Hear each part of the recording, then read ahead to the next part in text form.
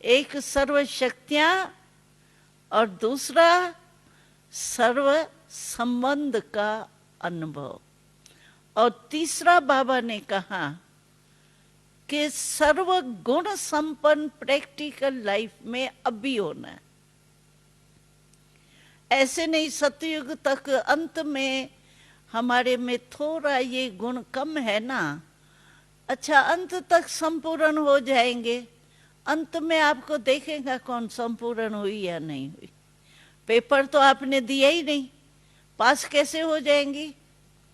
मानो मेरे में निर्णय शक्ति तो ठीक है, लेकिन मेरे में जो है वो अंतर्मुखता का गुण मतलब कम है। मानो मैं ज्यादा वो बोलचाल में आती हूँ, थोड़ा हल्के रूप में रहती हूँ, अंतर्मुखता का अनुभव हमको नहीं है।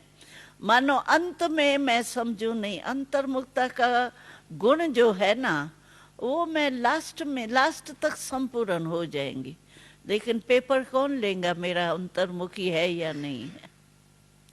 पेपर तो अभी देना पड़ेगा ना, तभी तो पास मार्क्स मिलेंगी। इसीलिए बाबा कहते हैं कि सर्व शक्तियां, सर्व संबंध और सर्व गुण, ये तीन बातें आप अपने में चेक करो।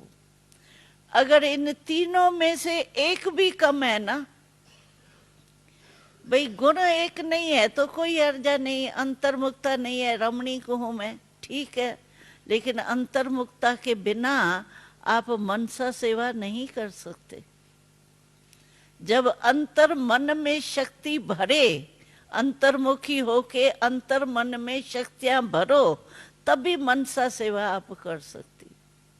नहीं तो मनसा सेवा आपका यहां से यहां तक ही नहीं पहुंचेगी। मनसा विश्व की तो बात ही छोड़ो। मैं समझो इस भाई को मेरी अंतर्मुखता की अभ्यास है ही नहीं।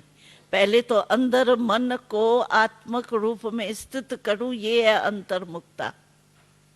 और अंतर्मुखता का रहस्य बहुत अच्छा है। आप देखो, अंतर्मुख कहते हैं, मुख क्यों कहते हैं? अंतर मन भी कहते हैं, अंतर्मुख भी कहते हैं, हर्षत मुख कहते हैं। मुख शब्द क्यों कहते हैं? कारण अंतर बाह नहीं कहते हैं, अंतर माथा नहीं कहते हैं, अंतर्मुख क्यों कहते हैं? मुख फेस को कहा जाता है। और मुख शब्द क्यों कहा जाता है? अंतर्मुख की महिमा क्यों है? आप देखो इस फेस में जो भी हमारी 5 शक्तियां विशेष है ना, वो इसमें है। सोचो देखो, निर्णय शक्ति है, बोलने की शक्ति, देखने की शक्ति, सूंघने की शक्ति, खाने पीने की शक्ति कहाँ है? बा में है। किसमें है सर्व शक्तियां? फेस में है ना। तो इसको फेस को कहते हैं मुख। तो अंतर्मुख अर्थात जो भी मेरी शक्तियां है ना, वो सर्व शक्तियां आत्मक रूप में स्थित हो, इसको कहा जाता है अंतर्मुखी।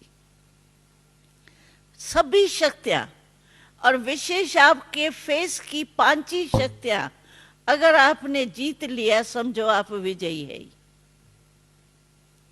क्योंकि मुख्य तो यही है ना शक्तियां। अगर आसक्ति होती है तो मुख से होती है ना, खाने पीने की मुख से होगी ना।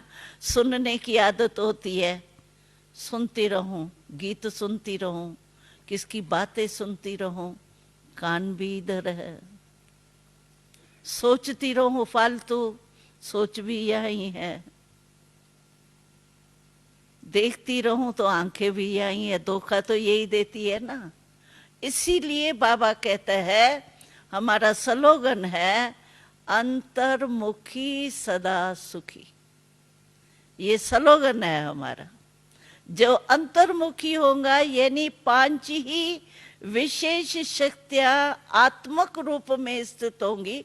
अंदर हमारा क्या है? आत्मा ही तो है ना।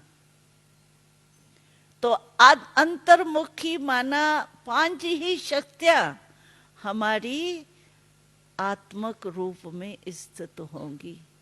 इसको कहा जाता है अंतर्मुखी सदा सुखी।